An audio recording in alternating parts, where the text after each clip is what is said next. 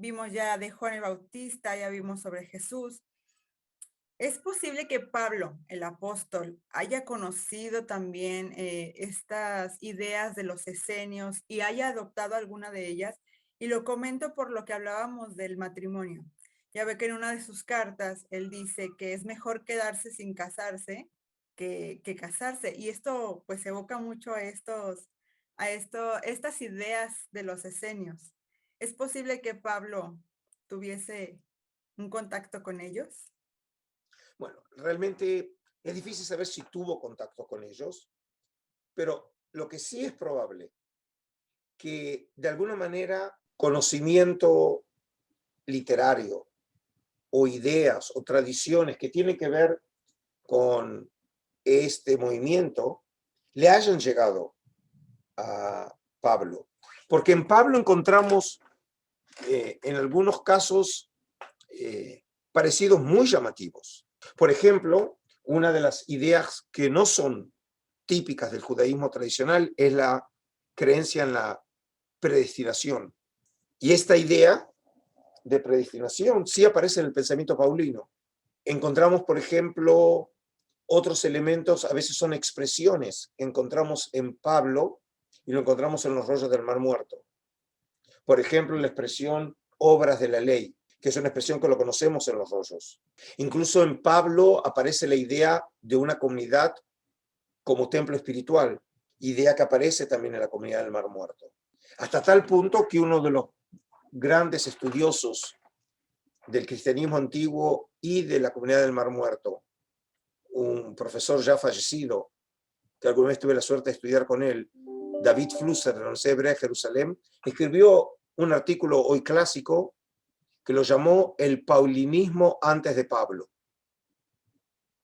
¿Cómo puede haber un paulinismo antes de Pablo?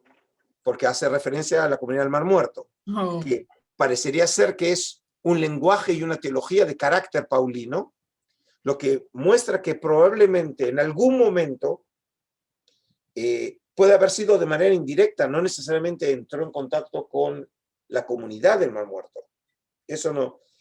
Algunos, por ejemplo, sugieren que por ahí el contacto lo tuvo cuando Pablo estuvo en Siria y puede ser que haya entrado ahí en contacto con grupos que sí tenían que ver algo con este movimiento. La prueba está que la revelación de Jesús resucitado a Pablo es en el camino a Damasco. Y uno de los documentos que se llama en Qumrán se llama el documento de Damasco.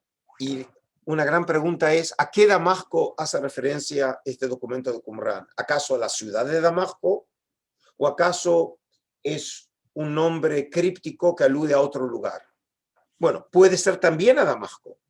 Ujú. ¿Sí? Y la prueba está si realmente hubo grupos esenios por esa zona, en la zona de Siria y el Golán. Y puede ser que sí haya habido por esa zona.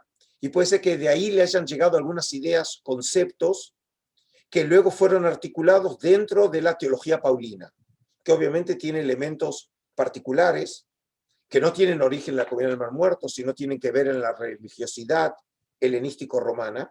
Y Pablo elabora una teología particular que coloca al Cristo resucitado, lo que llamamos al Jesús de la cruz, en el centro de su teología, a diferencia del Jesús de la historia. Y en ese sentido, puede ser que una de las aguas de las cuales haya abrevado Pablo haya sido precisamente de la teología qumranita.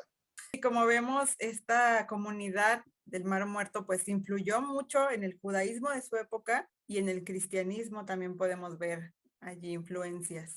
Yo diría que no sé hasta dónde en el judaísmo de su época, pero paradójicamente podemos ver probablemente elementos de este movimiento que se filtraron en esa iglesia naciente, sea en la teología de Juan Bautista, sea en ciertos elementos del pensamiento y la religión de Jesús, por ahí incluso más notable en el pensamiento paulino, e incluso después lo podemos rastrear en otras vertientes del cristianismo antiguo, incluso más que en el judaísmo, ¿sí? Y es una de esas paradojas de la historia.